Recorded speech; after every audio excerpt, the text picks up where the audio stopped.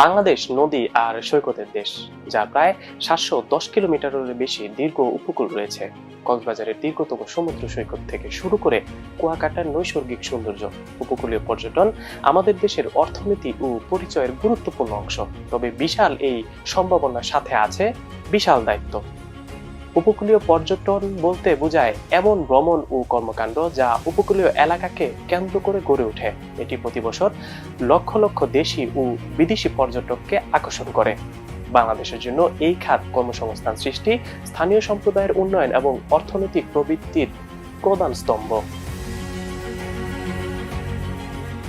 কক্সবাজার বা সেন্ট মার্টিনের মতো পর্যটন কেন্দ্রগুলো উল্লেখযোগ্য আয় এনে দেয় এবং হাজারো মানুষের জীবিকা নির্বাহে সহায়ক। বাংলাদেশ পর্যটন বোর্ড 2022-এর এক জরিপে দেখা যায় শুধু কক্সবাজারে 25 লাখের বেশি পর্যটক এসেছেন, যা দেশের জিডিপিতে গুরুত্বপূর্ণ অবদান রেখেছে। কিন্তু সমস্যাগুলো বিরাট।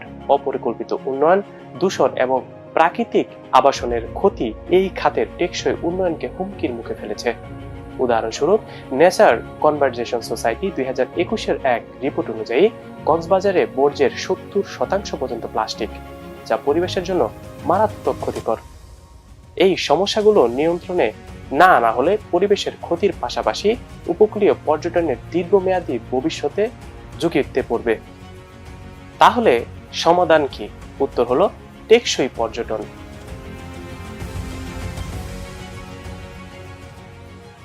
টেকসই উপকূলীয় পর্যটন মানে হলো উন্নয়নের সাথে সাথে পরিবেশ রক্ষা করা। এর মূল মন্ত্র হলো বর্জ্য কমানো, জীববৈচিত্র্য সংরক্ষণ এবং পরিবেশ বান্ধব অবকাঠামো গড়ে তোলা। মালদ্বীপ এবং থাইল্যান্ডের মতো দেশগুলো উদ্ভাবনী পরিবেশ বান্ধব মডেল বাস্তবায়ন করছে, যা পরিবেশের প্রতি যত্ন রেখে উন্নয়নকে এগিয়ে নিচ্ছে। বাংলাদেশও তার নিজস্ব উপকূলীয় পরিবেশ উপযোগী এমন মডেল গ্রহণ করতে পারে। টেকসই পর্যটন উন্নয়নে সরকারের ভূমিকা অপরিহার্য। উপকূলীয় অঞ্চল ব্যবস্থাপনা পরিকল্পনা, বাংলাদেশ সরকার 2020 এবং ইকো ট্যুরিজম প্রকল্প প্রচারের মতো নীতি গুরুত্বপূর্ণ পদক্ষেপ। তবে এটি শুধু সরকারের কাজ নয়, স্থানীয় সম্প্রদায় এবং বেসরকারি খাতের যৌথ প্রচেষ্টা দরকার।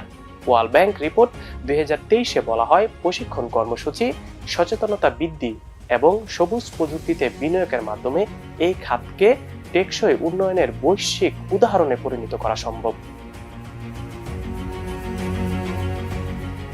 একজন পর্যটক হিসাবে আমাদের দায়িত্ব রয়েছে একবার ব্যবহারযোগ্য প্লাস্টিক এড়ানো, পরিবেশের প্রতি সম্মান দেখানো এবং স্থানীয় ব্যবসায় সমর্থন দেওয়ার মতো সহজ কাজগুলো ইতিবাচক প্রভাব ফেলে। টেকসই পর্যটন কোনো কল্পনা নয়, এটি আমাদের সবার দায়িত্ব।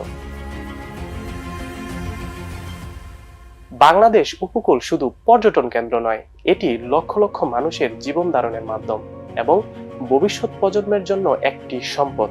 টেকসই উপকূলীয় পর্যটন গ্রহণ করে আমরা এই মূল্যবান সম্পদকে রক্ষা করতে পারি এবং উন্নয়নের পথ প্রশস্ত করতে পারি। চলুন আমাদের প্রাকৃতিক ঐতিহ্য সংরক্ষণে একযোগে কাজ করি, কারণ টেকসই ভবিষ্যৎ আমাদের হাতেই।